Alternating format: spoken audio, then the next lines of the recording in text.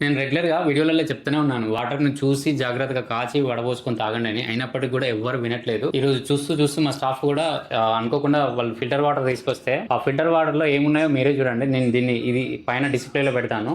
మీరు చూడండి. మనకి ట్యాప్ వాటర్, మంజీరా వాటర్ అని వస్తాయి. ఆ వాటర్ లో కూడా అంటే ఎక్కడైనా చిన్న పైప్ లైన్ లీకేజ్ ఉన్నా కూడా ఇలాంటి క్రిములన్నీ కూడా అందులోకి వెళ్ళేసి వాటర్ లో కంటామినేట్ అయ్యి మనకు వాటర్ లో రావచ్చు. సో మన దగ్గరికి ఆ బాటిల్ వచ్చింది కాబట్టి మేము పర్టికులర్ గా బాగా చూస్తాం కాబట్టి అది ఐడెంటిఫై చేయగలిగినాం. మీరు కూడా మీకు ఇచ్చే బాటిల్ మినరల్ వాటర్ అనగానే మనం ఒక కాన్ఫిడెన్స్ ఏంటంటే ప్యూరిఫై అయ్యి బాగుంటాయి అన్న కాన్ఫిడెన్స్ తోటి వాటర్ తాగుతూ ఉంటాం. మీరు ఎంత బ్రాండ్, ఎంత మంచి మినరల్ వాటర్ అయినా, ఎన్ని డబ్బులు పెట్టి వాటర్ కొన్నా కూడా చెక్ చేసుకొని వాటర్ తాగండి. లేదంటే మీకు డిసీజెస్, జబ్బులు వచ్చే అవకాశం ఎక్కువగా ఉంది. పర్టికులర్ గా ఈ రెయినీ సీజన్ లో జాగ్రత్తగా ఉండండి. మనం రెగ్యులర్ గా యూజ్ చేసే వాటర్ ట్యాంక్స్ గానీ, గ్రౌండ్ లెవెల్లో ఉన్న సంపులు గానీ ఎప్పటికప్పుడు క్లీన్ చేసుకోండి. లేదంటే వాటిలలో కూడా ఇట్లాంటి బ్యాక్టీరియా, ఇట్లాంటి క్రిములు, ఇట్లాంటి పురుగులు అనేది ఫామ్ అవుతూ ఉంటాయి. మీ ఇంటి దగ్గర ఉన్న ట్యాంక్స్ ని కూడా క్లీన్ చేసేసుకోండి. మీ దగ్గరకు వచ్చే వాటర్ ని కూడా జాగ్రత్తగా చెక్ చేసుకొని తాగండి.